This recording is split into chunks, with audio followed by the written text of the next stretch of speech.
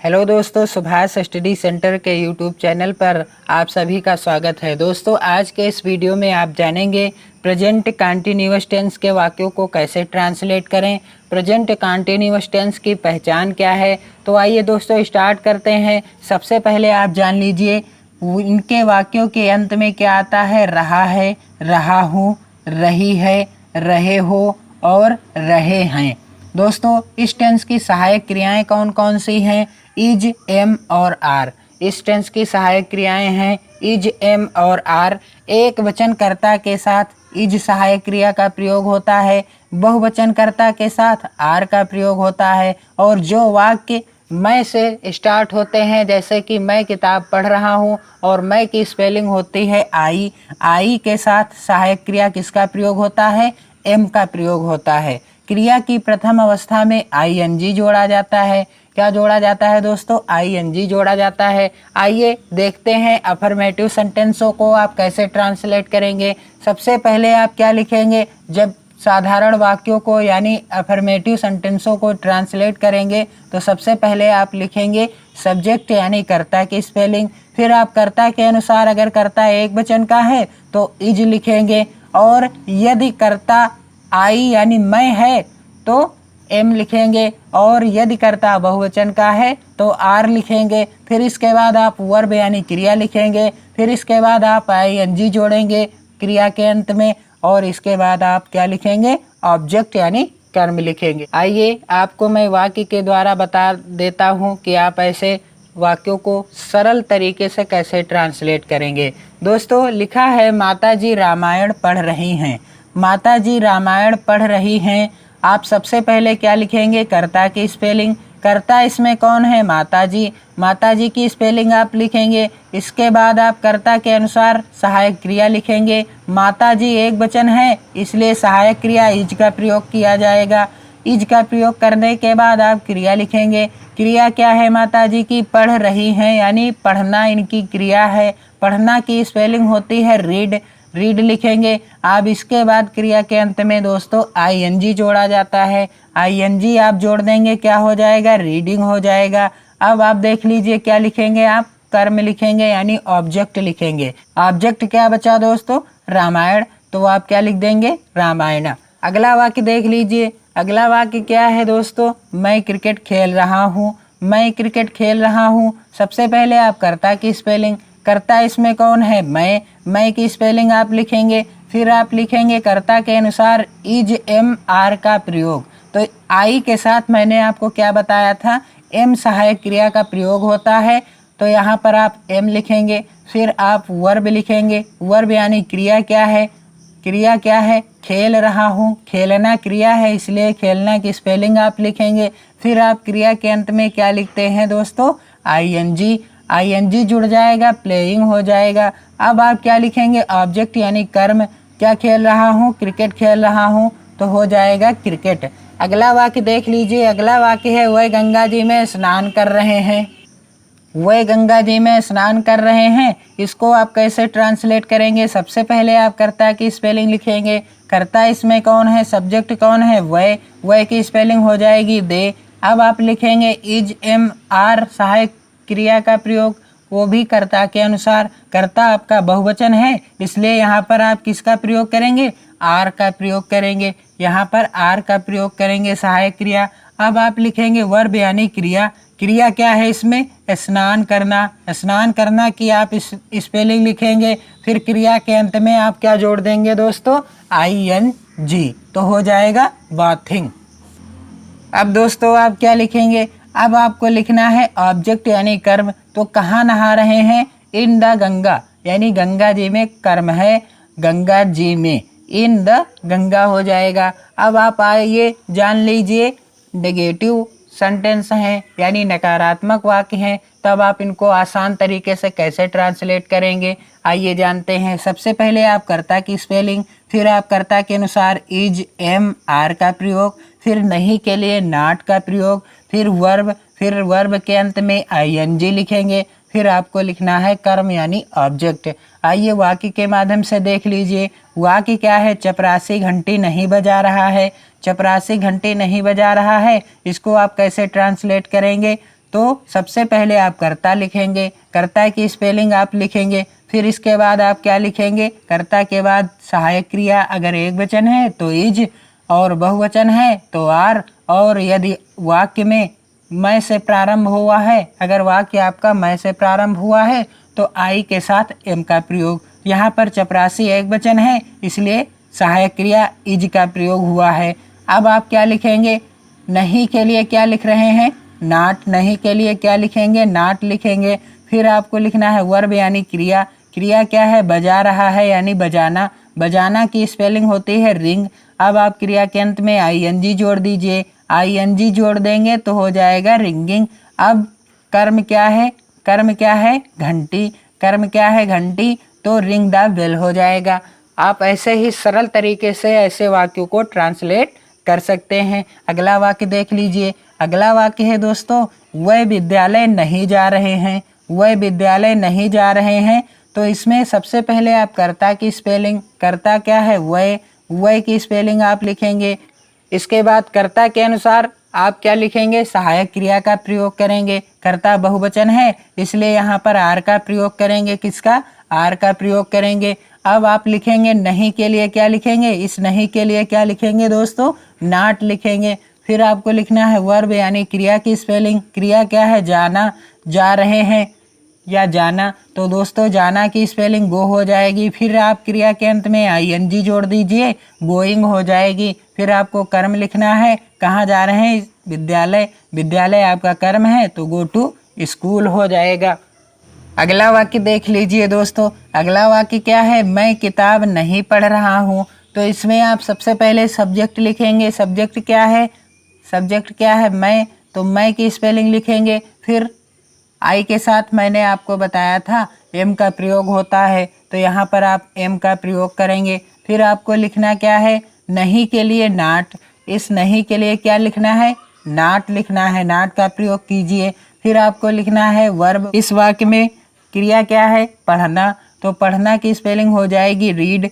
अब आप क्रिया के अंत में आईएनजी जोड़ दीजिए, हो जाएगा रीडिंग। फिर आपको लिखना है ऑब्जेक्ट यानी कर्म। कर्म लिखना है, कर्म क्या है, किताब, तो द बुक हो जाएगा। आप ऐसे ही इस तरह के वाक्यों को बहुत ही सरल तरीके से ट्रांसलेट कर सकते हैं। आइए जानते हैं अगले वाक्यों को। दोस्तों अब प्रश्नवाचक वाक्यों को, इंट्रोगेटिव सेंटेंस को आप कैसे ट्रांसलेट करेंगे, ऐसे वाक्य जो क्या शब्द से प्रारंभ होते हैं उनको आप कैसे ट्रांसलेट करेंगे, आइए देखते हैं बहुत ही सरल तरीके से।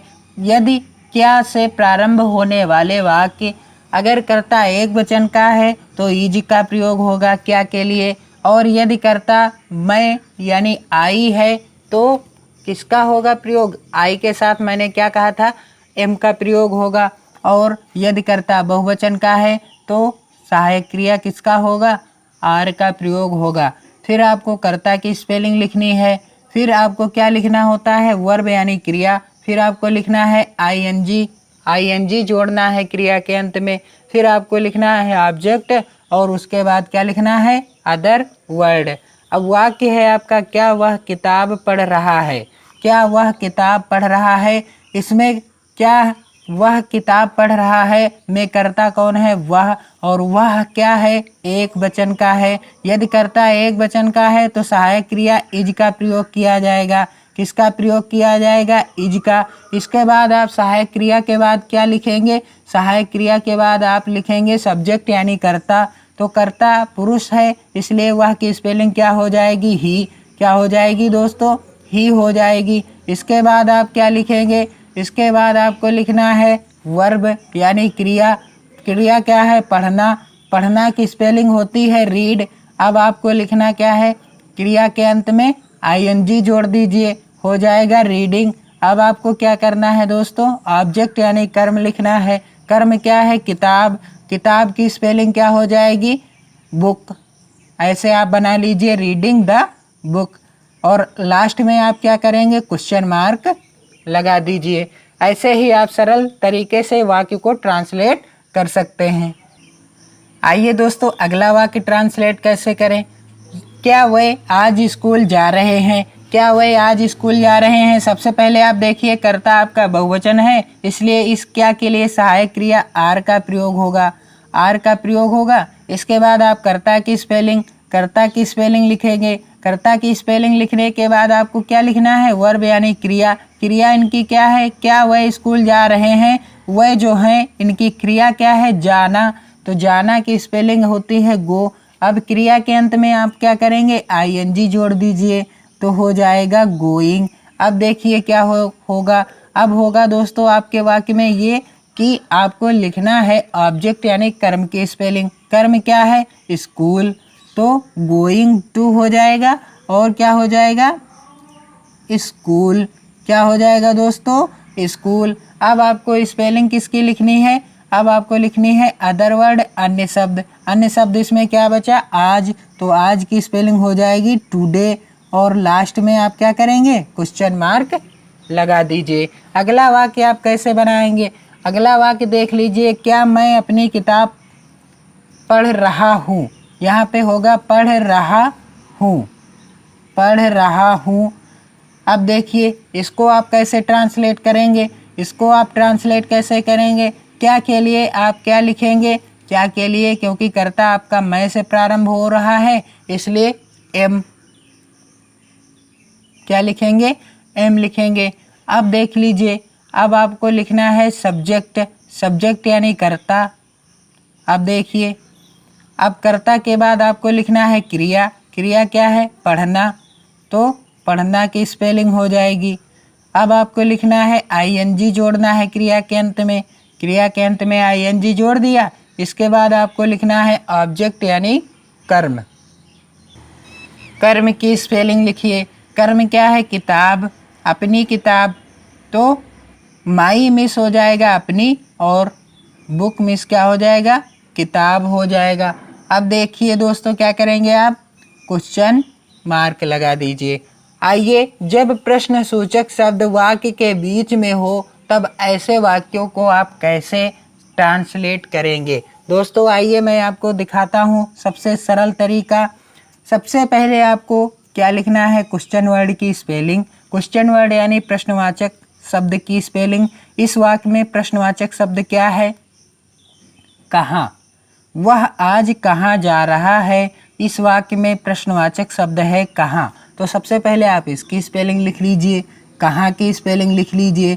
इसके बाद आपको क्या लिखना है दोस्तों, इसके बाद आपको लिखना है कर्ता के अनुसार इज, एम या आर का प्रयोग। कर्ता एक वचन है इसलिए आप क्या करेंगे, कर्ता आपका एक वचन है इसलिए सहायक क्रिया किसका प्रयोग होगा, सहायक क्रिया प्रयोग होगा इज का। अब आपको कर्ता की स्पेलिंग लिखनी है। कर्ता क्या है, वह, तो क्या हो जाएगा, ही। अब देखिए यहाँ पर क्या हो जाएगा दोस्तों, यहाँ पर आपको लिखना है कर्ता के बाद क्रिया। कर्ता के बाद क्या लिखना है, क्रिया की स्पेलिंग लिखनी है। क्रिया क्या है दोस्तों, क्रिया है जाना, तो जाना की क्या होगी, गो हो जाएगी। अब क्रिया के अंत में आईएनजी जोड़ दीजिए, आईएनजी जुड़ गया। अब दोस्तों क्या करना है, कर्म की स्पेलिंग लिखना है। तो इसमें कर्म नहीं है, अदर वर्ड आज, तो टुडे हो जाएगा।